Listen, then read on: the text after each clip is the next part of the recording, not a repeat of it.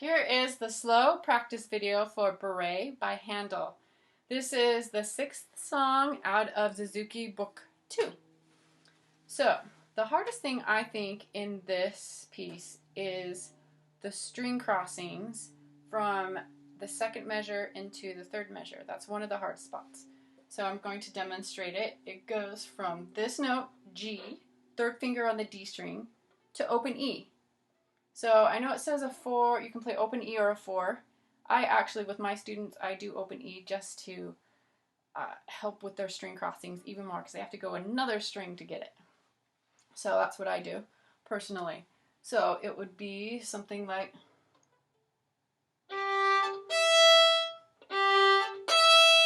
So the crazy hard part about it is you have to cross all the way over the A string to the E string without making the A string make any sound. So that can be sort of hard.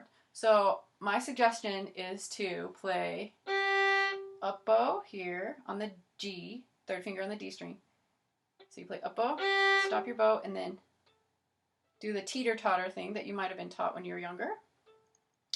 And teeter-totter to the E string, and then play that. So you go up bow, stop, teeter over without any sound.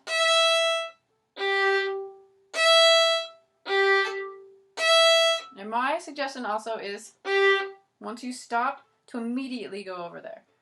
But hardest part is no sound. A lot of people go and they make all these little sounds, so try your very best not to do that. Okay, the other thing that I think is a bit difficult in this piece is the crescendos.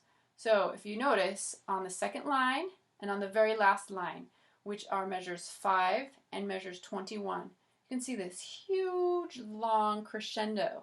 So you have to make sure to start very, very quiet and use a little amount of bow and then get louder and louder, and as you get louder, use more and more bow. So I'm going to demonstrate that for you. So it starts in measure 5. I would do...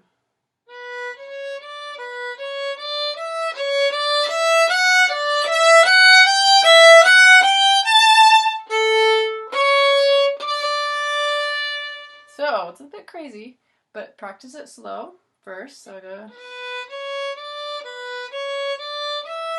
more, 4, and more.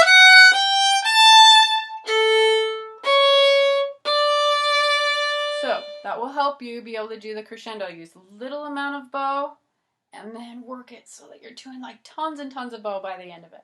And that will be super cool to be able to do that crescendo. To me, those are the hardest things in this piece. So with that said, I will play this for you without repeats, nice and slow, so you can work on your intonation and where your bow should be, and if you have any questions with rhythm.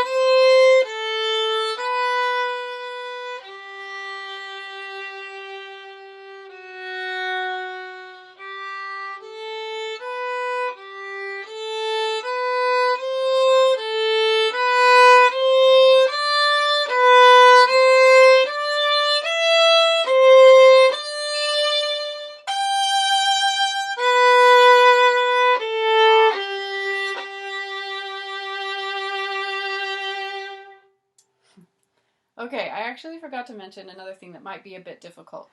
If you go to the third line, and it's actually measure 12, wait, no, measure 11 with the D sharp. So this D sharp is played with your third finger on the A string, but it's super high. So you have to make sure to really stretch your third finger up high. It's not something you've done very often, so make sure it's a D sharp. It's the same note as an E flat. D sharp and E flat, the same note. But play it with our third finger because the next note is an E. And you have to make sure to play it with your fourth finger. Don't play open E. Fourth finger, and you squeeze those right together because they're a half step, and half steps are really close. So make sure it's... That's kind of hard to do. So, good luck.